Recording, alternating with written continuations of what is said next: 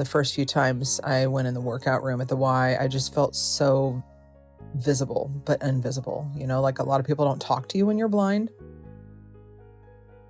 This is Hadley's Insights and Soundbites, where people facing vision loss share what's helped them cope and adjust.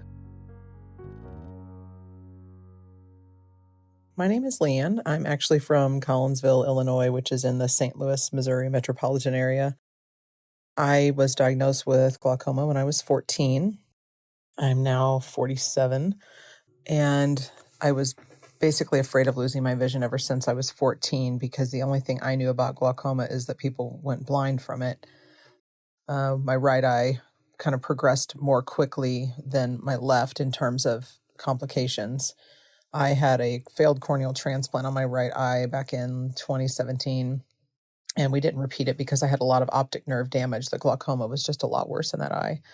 So my left eye was my good eye for a long time, and I cried every day for 2 weeks when I realized my vision wasn't getting better and that things were pretty bleak, and what I've been afraid of for decades had finally taken place.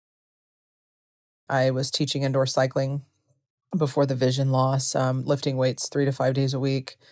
I had lost a lot of weight and was maintaining it with exercise. And I thought all of that was over, but I ended up getting linked up with Achilles International. They provide guides for blind and visually impaired runners. I've done a 5K with them, which was an amazing experience.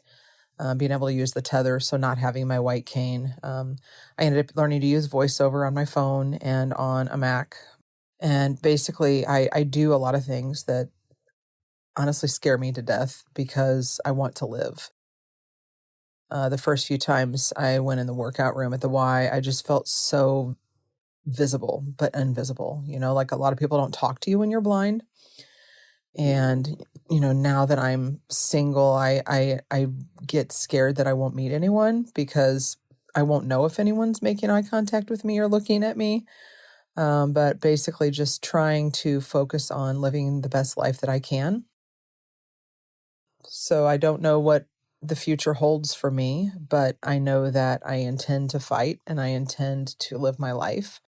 So what I would say to anyone who is facing vision loss is that, you're going to grieve and that's okay. And you're going to have good days and bad days. I still have days when I get frustrated and I just don't want to be blind anymore. But I just trust that there are resources out there for this, and I'm willing to reach out and I'm willing to ask for help. I think one of the hardest things was just being seen as incapable. I've had somebody grab the strap on the top of my backpack to lead me around. I'm having to learn to speak up and to advocate for myself.